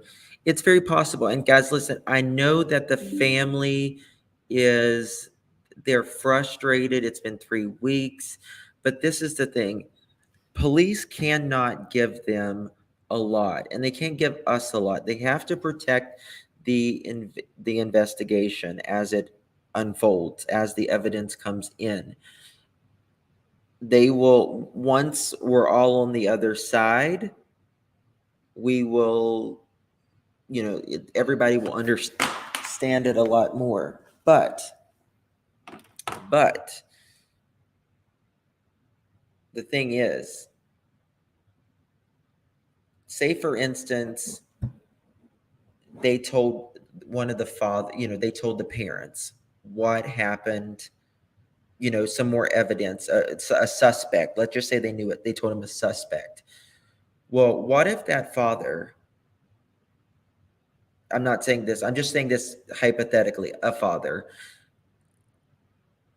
got so enraged, which who the hell wouldn't, and they go over there and they, he would, they would kill him or whatever. The father would kill him. I mean, most fathers would probably want to, take justice in their own hands. And if the police told him that, that would go back on, the police, because they told him that, so they can't, they just can't. And my heart breaks for him. If it was common for Kaylee to make continuous calls until the person answered, one would think Jack would have answered and not slept through 10 consecutive phone calls. I don't understand that. Yeah, Honey Bear, there's just a lot of things that we don't understand. And some things we may never understand. I mean, how can we understand anything other than 256? Hey, Justin. Hey. You know that picture that the guy was talking about, the bar stools? Yep. Mm-hmm. Okay, if I'm out of breath, sorry. You're fine. I just had lung surgery. Oh my God. Yeah. I got sick, got pneumonia, and it proves a young person can get it. So, My goodness, take your time, brother. Take your time. I was outside. I wasn't expecting you to answer so fast. Cold weather, it really screws your lungs up when you. Oh yeah. Well, they took a little over a third of my left lung. Yeah, they took the lobe, I'm a lobe out. inhaling and everything. It's bad. Yeah. But I'm starting to catch my breath now. So if you look at that picture, Uh-huh. okay, there's the Let me pull it red up. police tab on the the door jamb. Yeah. I'm just wondering, did they figure out the door wasn't working in the first place, and that's why Vanna's dad was there trying to fix it, and it never got fixed, and someone knew it. Ooh, And the police put the tools there to close the door, and the red tab was there where the lock was broke. Crap. Yeah. But it just makes me curious, you know. No, it's a valid point. I mean, the door may have not shut. That could have been the lock they were working on. Who knows? Yeah, that's what I'm saying. And like, it may have been somebody that knew them and knew that back door was unlocked, and that is how they got in. And then the police realized, oh, well, this door, we can't lock it. So when we leave, we need to set up a way the door can't be open. So they put the bar stools there. That's a possibility. You know, it just makes me wonder. I'm just curious, like, because this case, man, it's like bothered the hell out of me. Yeah, yes, it does. Because, a lot of people are parents, right? And you just can't imagine. You just can't imagine the hell that these I can't families. imagine anybody I love going through that. You know what I'm saying? Like, it's like. Well, and to be asleep, like, you don't have a chance if you're asleep. You just don't have a chance. You just don't. Yeah, exactly. That time of the morning, you know. Mm-hmm. Oh, and I was going to just mention this. Yep. If anybody ever sees me in the comment section, I'm the broken cowhand. Oh, okay. Gotcha. But a lot of people, I'm in Dolly. I don't jump in your chat or haven't jumped in your chat a lot. I've been in a couple times. But I've been in Dolly's chat a lot and House of Williams a little bit. Nice. So, I've been keeping up with, I would say you, not really so much Molly, but you and Dolly more than anyone. Well, we appreciate it. Not so busy, so. Yeah. Well, brother, I hope you feel better. Hope you heal well, and you call back and welcome in the chat anytime. And a lot of people are saying hello to you. Okay. All right. Well, thank you, and you have a great day. Thank you. You as well. God bless. Bye-bye. All right. Nice caller there. Nice caller.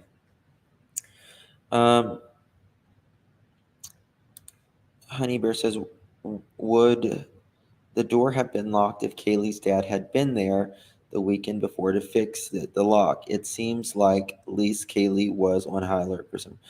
Don't know. I just want, I knew what you meant. There's just not enough answers. Well, I understand, Crimson. It's different strokes for different folks. There's all different creators. Some people may not like me. Some people may not like, a lot of different people. But, we can not like other people and still just be respectful, which it seems like you're doing. So thank you for that. Just Joining, need to watch from the beginning. Yeah. Bye, Stranger Clouds. Have a good day. Someone wrote, so food guy from the food truck footage, JS, was his alibi legitimately that he was out that night, went to the food truck with the girls, left as soon as they did, a tad disgruntled by the looks of it, and then immediately just went and drove 5 hours away to his parents' cabin? Who drives from 1:30 a.m. to 6:30 a.m. to get to a cabin? How does that not sound like the biggest load of caca to law enforcement? Thank you, Mystic Chatty. Thank you, thank you, thank you, thank you. Appreciate it. The kitchen window where the table, this stuff has table in it. I don't have that one. I have his parents are both doctors. Yes. One's like a pediatrician, and I forget what the other one is. I am wondering if Maddie and Kelly are just getting one from the food truck and let the killer for in like 5 minutes, and then it was all over for them.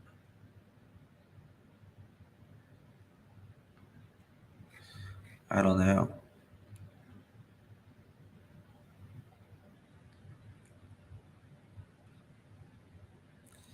Xana's dad was the one who fixed the lock.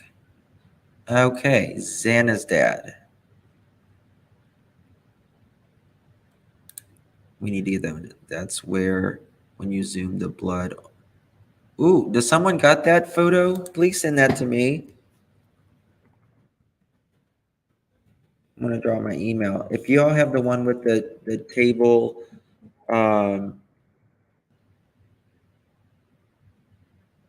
would like to see that one.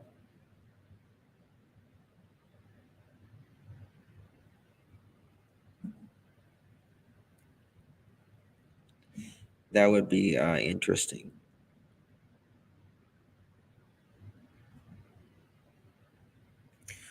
Was that Jack S that Maddie was wearing?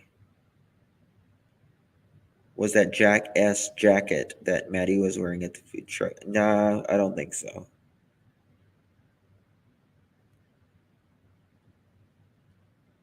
Why did he lock? Why would her lock bed change though? I have no idea. Yes, and his dad is the one that changed her lock for 1 week exactly. That is absolutely true, Ashley. Yes.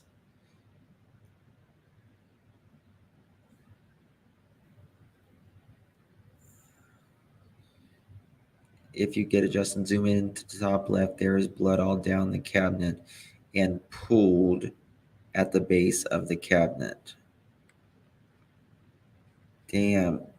If anybody's got that, I would really appreciate it if you send it to me. Let me check. Okay. Don't got it yet. If you are let's see, sending me that.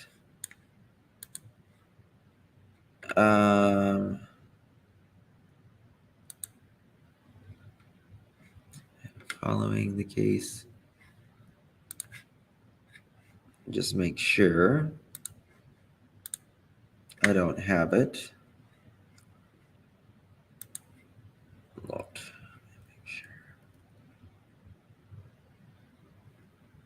Idaho. That's that one. That's that one.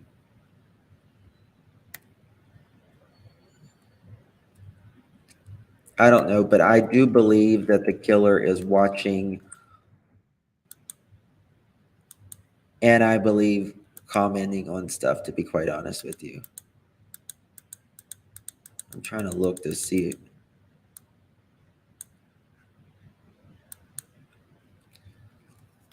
I don't think got it there.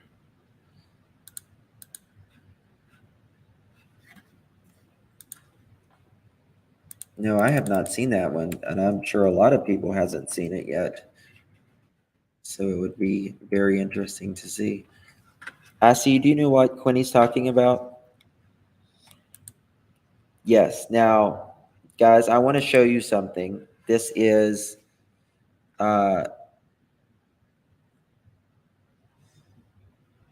very trigger warning. It shows you texted me the link, Jenny Lou. Thank you. I'll look at. Thank you so much. Honey Bear, thank you so much. Thank you, thank you, thank you, thank you, thank you, thank you, thank you. JLR had it too. Okay. Maybe someone sent it to me just now, I think. So I'm going to show you there was blood on the outside as well. 607, thank you for calling. Hey, Justin. Hi. This is Bitchy. I call a lot of shows, call in on a lot of shows. All right, so I have the theory that, yeah, Kaylee was the X Factor. Kaylee was the one that was visiting. Everybody else was staying, wasn't going home or moving on to another job, another town, another life, you know? Right. So my idea is that, yeah, whoever it was had their chance, and maybe it was their last chance to, you know, catch up with her, so to speak. So, yeah, I think it was something Very. had to do with Kaylee, and maybe, you know, the rest were incidental, or maybe he's just mad at the whole crew, you know. But it's just amazing that they haven't gotten any kind of clue to who it is. It just blows my mind. Yes, exactly. Okay, I'm getting, oh, goodness gracious. Thank you for sending me these pictures, girl. Sorry, not you, but. Right, yeah, I saw they were taking pictures through the windows and stuff. Yes. Yeah, it's a sad story. It is really a is. very sad story. Very, very sad story. But that was my thought since the beginning, that because she was the one that was visiting, everybody else was like, you know, staying there, going to school. She's the one visiting. She's the one that's, you know, moving on with life, graduated, all that. Right. So I'm thinking it might have been somebody in the younger grade than her, you know, still in school. So, I mean, I have no idea, but I hope they come to some sort of I hope they get some ideas of who had done this. Me too. Yeah. There Anyway, goes I just want to call in. I never called into your show before. I've called into Dolly many times, and Betty, and everybody. Thank you so much for calling in. But we appreciate all you guys do, man. We really do. Thank you. That means a lot. It really does. Thank you. Right on. You have a great day, You too, Justin. honey. Thank you. Good work. Thank you. Peace. Bye-bye. Quinny, hold on. Let me put this in another thing. Not that. 612. Jason, Hello. thank you for taking my call. You are so welcome. I want to talk about the table that is just above the stools. Now, if law enforcement put the stools there, would law enforcement have moved everything from the sink area to the table to get to the drains to take evidence from the drains, because whoever did this terrible crime may have washed the knife off? Absolutely. Is that possible? It's absolutely possible. Yeah, and then I wanted to make a comment about the parents of these dear children. My son fell from a parking ramp 70 feet. I wasn't able to see him, of course, but I was frozen. I had no tears. I just shook. And that was in 2014. And I think of him every day. This is such a devastating loss that the parents are just frozen. Have a little compassion, be patient, and let's all say a prayer for them. Thank you for taking my call. I love you. Love You you, are dear. super. Thank you. Thank you so much for calling. Always a pleasure hearing from you. Bye-bye. Okay, guys, I'm going to turn off the phones for just a moment. So here is, this is where it has came from the floor, I would think, and then onto the cabinets from the ceiling. It was a poorly constructed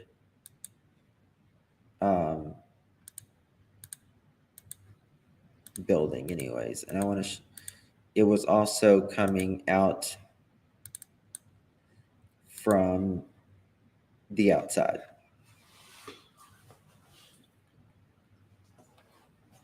Okay.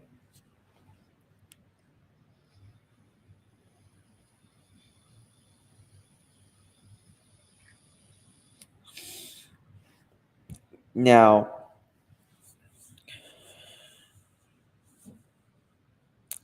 between them all together, you're looking at over 8 gallons of blood. Over 8 gallons.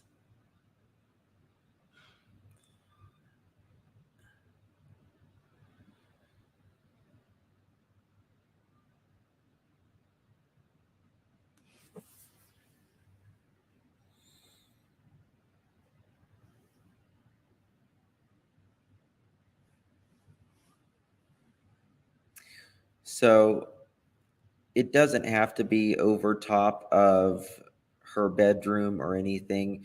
We don't, I mean, this is what can happen. You can have a hole in your roof over here, but it will not come to over here in a lot of cases. It's just the way gravity falls, and a lot of times, even if there's like the wires in your house, like the water will literally trickle down the wire until it falls off over here. So it's just a very, very sad thing.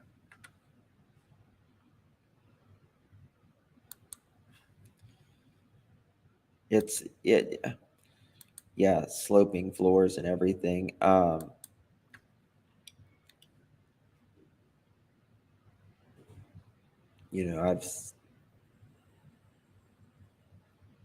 seen a lot.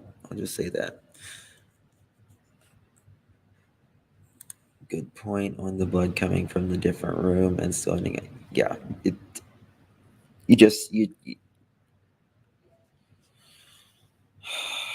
it's really bad. Really, really bad.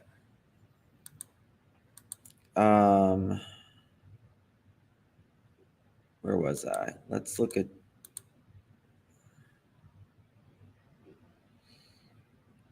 So some of the things that we learned in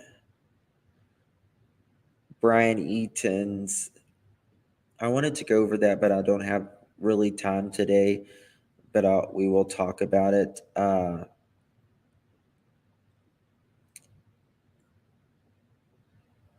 We knew that Kaylee and Maddie were on the 3rd floor. And I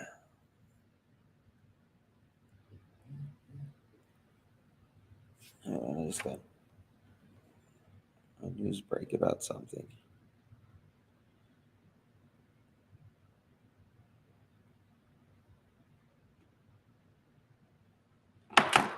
And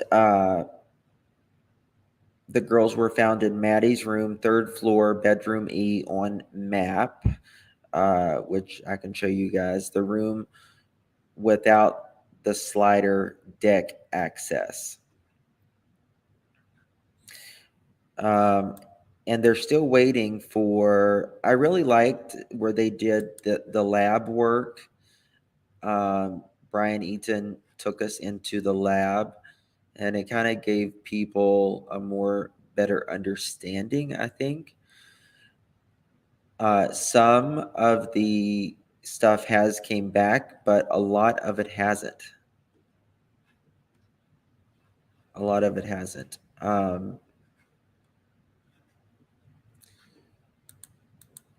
What else do we got?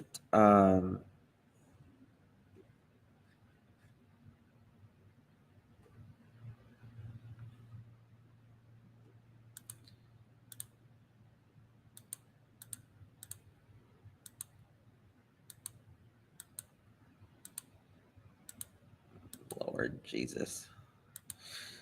So they haven't got all of that back. Maddie worked at the Mad Greek and did marketing for the restaurant there. They were also very popular, her and the other girls and guys. They were very popular on Instagram, very popular in college, in school. So that makes you wonder if even there was someone secretly obsessed. That, I mean, you know, you can have a stalker and not know you had a stalker. You can have someone obsessed with you and not know that they're obsessed with you. So that's another point. But the police has said that there's no evidence found that they do have a stalker for at least Kaylee, her father says. So that's a point as well.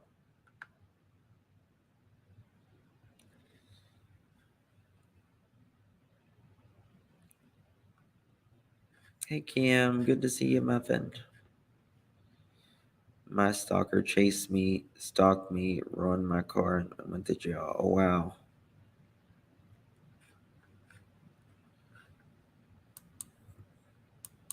Some people don't know how to leave well enough alone. It's very strange.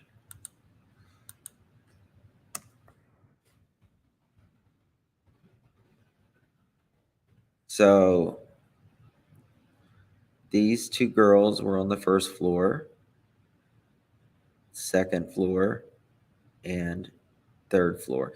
It's just such a, I've never seen a place built like this in my ever loving life. I think that they just kept building on, building on, building on. Of course, there's Steve. Victims' final moments. November 12th at 8 p.m., Ethan and Xana attend Sigma right here. Next thing we got is November 12th, 12:10 p.m., and Maddie at Club Corner.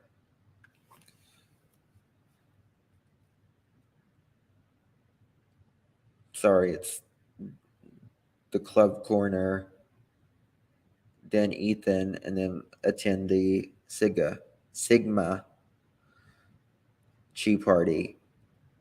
Then November 13th, 1:30 a.m., Kaylee and Maddie at Grub Truck.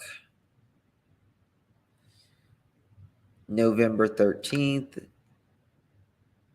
which is basically same night but next day technically, 1:45 a.m., Kylie, Maddie, Ethan, and Xana at the house at 1:45. They're all back at the house by then. Cops scour area for footage close to victim's home.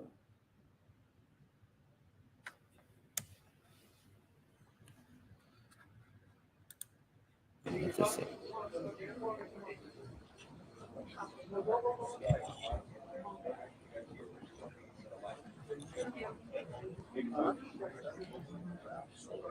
This is the candlelight vigil.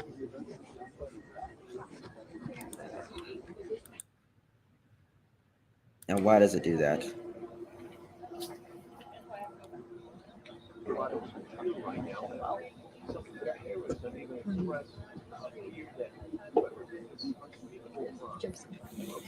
Look at all the people. However, when we arrived on this campus, parked, got out, we all agreed, yes, this school is perfect for us. It feels right. The people here were kind and welcoming when we showed up for orientation, and we knew as a family that we'd made the right choice. That's the world as I see it now, and I never want to see it any other way. And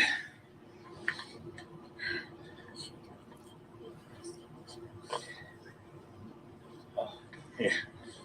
One of the things is my girls, they gave me a sense like, don't go up there and embarrass us. And I was like, really?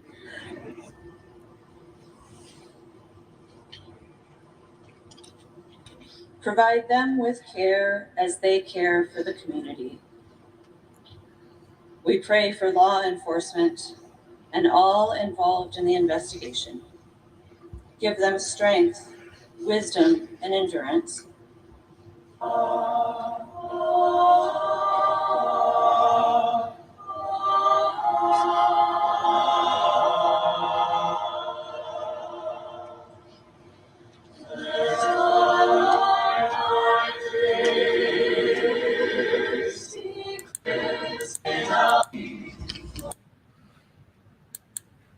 Okay. Beautiful. And there. Friends and family gather at candlelight vigil Wednesday night to honor the 4 university students killed.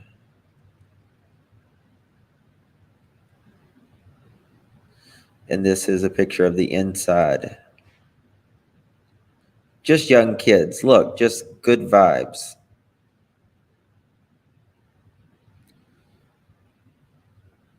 And everything but that. I mean, that's how kids live.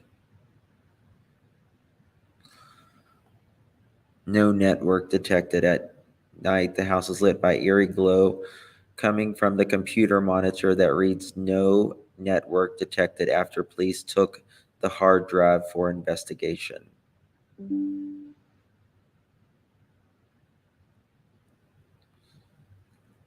Red solo cups are lined up at the white plastic table, are a sure sign of beer pong parties. Taken way, way too soon. All right, guys. Well, I've been on here 2 hours and 13 minutes. I'm going to jump off of here. I've got a few things to do. So I appreciate each and every single one of you. Please hug your loved ones. Say the things you need to say to them. Try to forgive your loved ones because life is very short. And something that we can have a misunderstanding with one of them can last decades. And by the time, you blink, your life is over. And we held something so long for what?